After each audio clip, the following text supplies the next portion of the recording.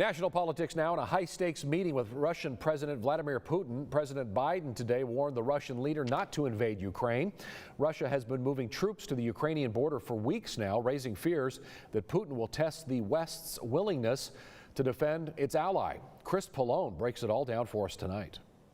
Good to see you again. Video from Russian media shows Presidents Biden and Putin greeting each other at the start of today's meeting. The teleconference happening as tens of thousands of Russian troops are amassed along its border with Ukraine, stoking fears Putin is planning to invade the U.S. ally. Everybody knows what the buildup is. He wants to get people's attention, and he has. The White House says President Biden warned Putin the U.S. and its European allies would respond with economic and other measures if troops cross the border.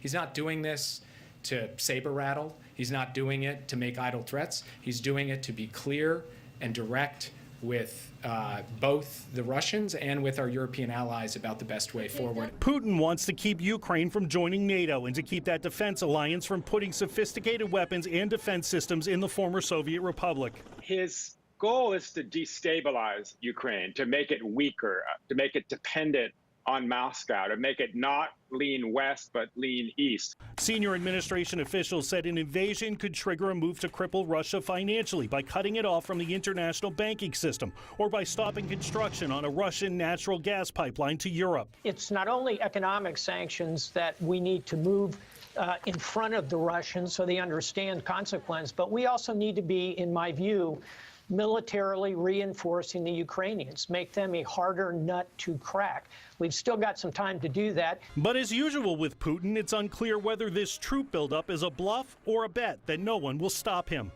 Chris Pallone, NBC News, Washington.